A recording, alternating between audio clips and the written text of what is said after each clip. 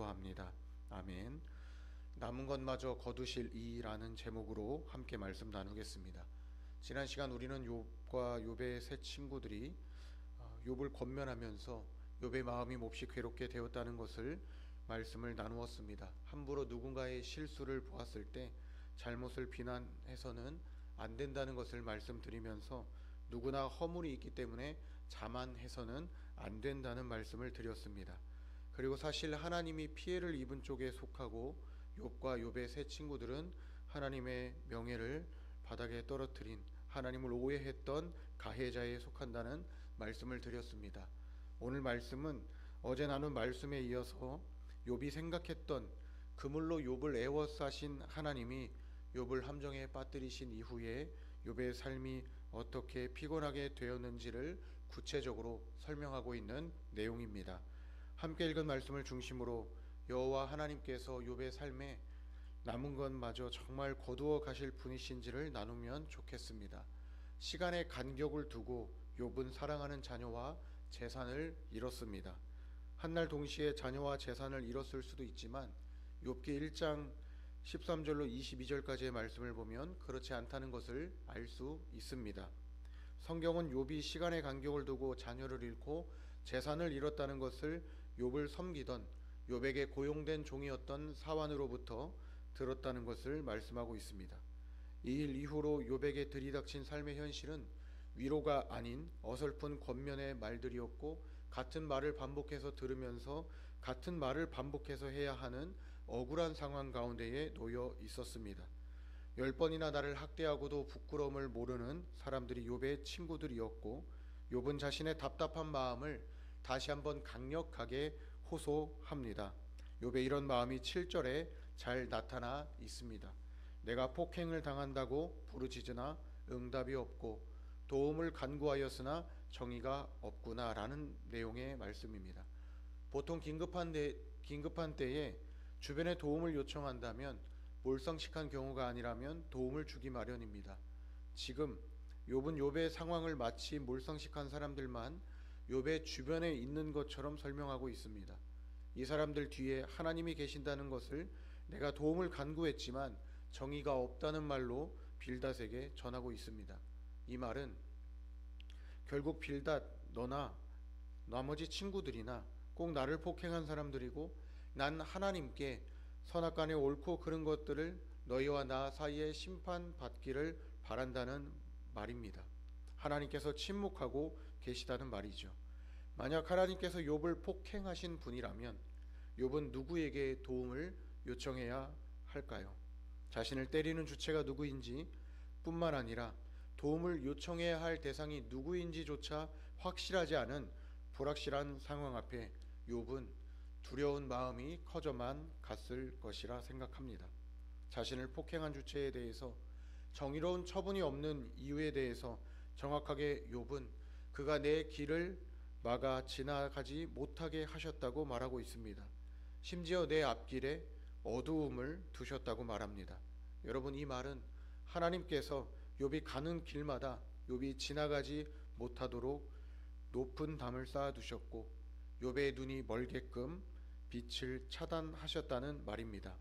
즉 욥은 자신이 무엇을 하든지 회방하는 회방자로서 하나님이 일하고 계신다는 원망 섞인 하소연을 할 수밖에 없습니다. 이만큼 억울합니다. 지금 욥이 경험하는 세상은 일생에 단 한 번 겪을까 말까 싶을 정도의 새로운 세상입니다. 그런데 좋은 일로 일생에 단 한 번 겪을까 싶은 일을 경험하는 것이 아니라 전부 좋지 않은 일입니다. 차라리 피해갔으면 싶고 도망쳤으면 싶은 그런 일들을 겪고 있습니다. 만약 여러분이 이런 일을 마주한다면 어떻게 이 일을 돌파하시겠습니까? 보시다시피 알다시피 탈출구는 막혀 있습니다. 하나님은 응답하시지 않고 침묵하십니다. 이쯤 되면 욥이 하나님께서 자신을 원수로 여기시는 것 같다고 줄곧 말해왔는데 침묵하시는 이유는 궁금했지만 이제는 욥이 자신을 공격하시는 분이 하나님이신 것을 확신하는 지경에 이르렀는지도 모릅니다. 이런 욥의 마음은 나의 영광을 거두어 가시며 나의 관모를 머리에서 벗기신 하나님으로 사면으로 나를 허르시는 분이시니 이제 나는 죽었구나 싶은 생각만 가득하게 됐을지도 모릅니다. 정말로 욥의 말처럼 하나님은 당대 최고의 부자라 주변 사람들에게 칭찬받던 욥의 명예를 한순간에 빼앗아 가셨습니다. 그리고 욥의 머리에 쓴 면류관마저 내려놓게 하시면서 더는 사람들에게 욥이 칭찬받지 못하도록 욥의 삶을 허무셨습니다.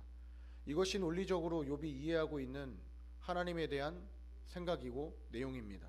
그러나 우리는 분명히 하나님이 아니라 사탄이 욥을 공격했다는 것을 알고 있습니다. 하지만 정작 우리도 욥과 같은 일을 만난다면 우리는 내가 만난 문제가 하나님으로 인한 것인지 아니면 사탄으로 인해 온 것인지를 구분할 수 있는 능력이 없습니다. 따라서 임의적으로 경우에 따라서 하나님이 하신 것이라 말하는가 하면 사탄이 나를 공격하는 것이라 말하기도 할 것입니다. 욥은 자신을 공격하시는 하나님에 관해서 더 이상 희망이 자랄 수 없도록 희망을 송두리째 뽑으시는 잔혹한 분이시라고 묘사하고 있습니다. 그리고 하나님께서 군대를 몰고 와서 욥이 도망갈 길을 차단해 놓으시고 욥이 집 밖으로 못 나오게 가두어 두는 침략자라 표현하고 있습니다. 회방자, 침략자, 지금까지 욥이 생각하는 하나님의 모습입니다. 표현은 다르지만 욥을 공격하시는 분이 바로 하나님이시죠. 여러분 정말로 욥이 이해하고 있는 것처럼 하나님이 저와 여러분의 삶을 회방하시고 저와 여러분의 삶을 침략하시는 분이실까요? 그렇다면 하나님께서 욥에게 진노하셔서 군대가 진영을 갖춰 성으로 향하는 길을 만들듯이 계획적으로 욥을 침략하시는 이유가 무엇일까요? 욥은 그 이유를 정말 단순하게 하나님께서 나를 원수로 여기시기 때문이라 말했습니다.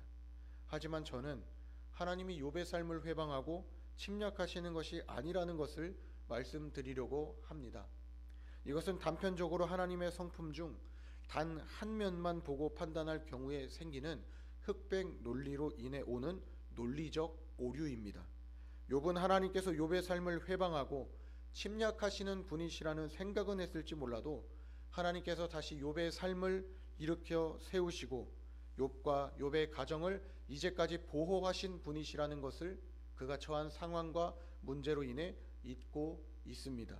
어쩌면 지금 욥은 하나님께서 욥을 공격하시기 전에 하나님께서 우리의 삶을 보호하셨다는 것을 알면서도 하나님을 향해 자신의 괴로움을 어설픈 말로 표현하고 있는 것일지도 모릅니다. 기억하지 못한 것이 아니라 기억하지 않는 것이죠. 하나님께 외면당했다는 욥의 생각은 이내 곧 욥의 주변 사람들로부터 분리시키기 시작했습니다. 자연스럽게 사람들이 떠나가고 정리된 것일지도 모를 인간 관계이지만 그는 하나님을 탓합니다. 13절로 20절까지의 말씀의 내용이 욥의 곁을 떠난 사람들입니다. 우리는 욥이 마음이 떠나고 몸이 떠난 사람들의 경우를 하나하나씩 나열한 것으로 인해 지금 욥의 곁에 아무도 남아있지 않겠구나라는 생각을 할 수 있습니다. 마음 아픈 이유일 수 있겠지만 욥이 설명하고 있는 욥을 떠난 사람들의 이유를 하나씩 살펴보겠습니다.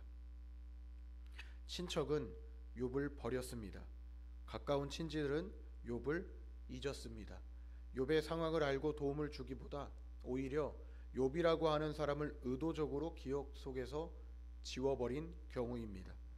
욥의 집에 머물러 사는 여러 식솔들이 있었을 텐데 이 사람들의 경우 욥의 여종들과 마찬가지로 욥을 낯선 사람으로 대합니다. 욥에 대한 섬김과 존경이 사라졌습니다. 욥이 고용했던 종들이 욥을 무시하는 정도가 아니라 얼마나 심각한지 15절과 16절 말씀을 보면 알 수 있습니다. 욥은 자신이 고용한 종들인데도 불구하고 이 사람들이 마치 욥을 다른 나라 사람 취급하듯이 대한다고 생각하고 있습니다. 내가 내 종을 불러도 대답하지 않고 내 입으로 먼저 부탁을 한다고 말해야 비로소 그들이 내 말을 듣는다고 말합니다. 어쩌다 욥을 향한 사람들의 태도가 이 지경까지 왔을까 싶은 때에 욥은 종들에게만 무시받는 것이 아니라 가장 가까이에 있는 아내마저도 욥의 숨결을 싫어하고 자녀들 또한 욥을 가련하게 여긴다는 말을 볼 수 있습니다. 이처럼 욥의 인간관계는 가장 밑바닥까지 내려와 있습니다. 처음 욥이 악성 종기와도 같은 피부병에 걸렸을 때 욥을 대하는 아내의 태도를 여러분은 기억하실 것입니다. 차라리 하나님을 저주하고 죽으라는 말을 아내가 욥에게 했던 이유는 일이 이 지경에 이르렀는데도 하나님을 지켜 세우냐는 속상한 나머지 남편을 향해 내뱉은 말이었습니다. 아내가 욥을 사랑하는 마음이 없었겠습니까? 저는 욥의 아내가 욥을 많이 사랑하니까 더는 힘들지 않았으면 싶은 마음에 대신 하나님을 원망하고 시비한 것이라 생각합니다. 그만큼 욥은 경건 생활에 철저한 사람이었고 본이 되는 사람이었기 때문입니다. 지금도 마찬가지죠. 아내는 욥이 싫은 것이 아닙니다. 욥이 앓고 있는 병으로 인해서 살갗이 떨어져 나가고 있을 때 나는 그 피부에서 나는 썩은 냄새가 싫었던 것입니다. 자녀들이 욥을 싫어한다고 말하지 않았고 가련하게 여긴다고 하는 말을 하는 이유도 같은 이유죠. 여러분, 여기서 말하는 욥의 자녀들은 갑작스럽게 죽은 욥의 자녀들이 아닙니다. 욥처럼 한 부모 밑에서 태어난 욥의 형제들입니다. 만약 아내가 욥에 대한 존경심을 거두고 욥을 떠난다면 형제들이 욥을 불쌍히 여길 이유는 없었을 것입니다. 욥의 아내처럼 그와의 관계를 끊으면 그만입니다. 하지만 한 가족으로서 사랑하는 마음이 남아있기 때문에 대신 원망도 하고 시비도 하고 가련한 마음이 남아 미련을 버리지 못하는 것입니다. 다시 돌아올 여지는 남겨두는 것이죠. 욥이 느꼈을 소외감과 고통은 어린아이들마저 욥을 업신여기고 조롱했다는 점에서 좀처럼 사그라들지 않았을 것입니다. 한때 욥이 아끼고 사랑했던 사람들이 미워하고 그를 떠났을 때 욥이 마주한 것은 거울 속에 비친 병든 자신의 몸입니다. 욥을 포장하고 있었던 것들을 그가 벗은 것이 아니라 하나님께서 하나씩 벗게 하셨을 때 비로소 안타까운 자신의 형편과 처지를 홀몸으로 마주한 것입니다. 좋게 보면 하나님께서 상처난 몸에 다시 새 살을 입히실 것을 기대할 수 있지만 나쁘게 보면 병든 자신의 몸을 마주하면서 삶의 미련을 이제는 떨쳐버려야 할 것 같은 비극적인 상황을 초래할 것 같은 경우를 지금 욥은 마주하고 있습니다. 말씀을 정리하려고 합니다. 여러분, 오늘 말씀의 제목이 남은 것마저 거두실 이입니다. 욥은 하나님께서 그물을 파두시고 욥의 인생에 함정을 두셨다고 생각했습니다. 욥이 생각했던 그물 그리고 함정은 결국 욥의 인생에 만났던 수많은 사람들을 떠나보내야만 하는 고립감 그리고 소외감입니다. 아무도 욥의 억울함과 부당함을 귀담아 듣지 않았고 정의의 하나님은 욥의 외침을 듣지 않으시며 침묵하시는 상황 속에 욥의 곁을 떠난 사람이 한두 사람이 아닙니다. 그리고 병든 몸과 상처를 마주했을 때 이제 욥에게 남은 것은 몸뚱아리 하나입니다. 아마도 욥은 하나님께서 하나뿐인 자신의 몸뚱아리마저 거두어 가실 것이라 생각했을지도 모릅니다. 하지만 하나님께서 즉시 욥의 삶을 거두어 가지 않으시죠. 병색이 짙어져 힘겹게 호흡을 이어가는 욥이라 할지라도 하나님은 욥에게 그래도 살으라 말씀하시면서 욥을 살려두십니다. 그래서 저는 하나님께서 남은 것마저 거두어 가시는 분이 아니라 최소한의 남은 것이 있다면 하나님은 최소한의 것은 지켜주시는 분이시라는 말씀으로 오늘 말씀을 맺겠습니다. 이 아침 기도할 때 오늘 하루 하나님께서 여러분을 도와주시고 홀로 두지 않으신다는 믿음으로 하나님께 여러분의 하루를 위해 기도하면 좋겠습니다. 더불어 우리 삶에 어두운 시간이 찾아온다면 하나님께서는 여전히 따뜻한 사랑으로 보살펴 주신다는 것을 알고 하나님의 따스한 손길이 여러 사람들을 행복하게 할 수 있기를 함께 기도하겠습니다. 마지막으로 외롭고 쓸쓸한 나머지 사회적으로 고립되고 소외감을 느끼더라도 마음 편히 기도할 수 있는 하나님이 내 곁에 계시다는 것을 알아서 남은 것마저 거두시지 않고 남은 것은 지켜주신다는 것에 감사하는 기도를 하시고 개인 기도하시고 돌아가시겠습니다. 이 시간 기도할 때 주님의 이름 찾으며 기도합니다. 주여 아버지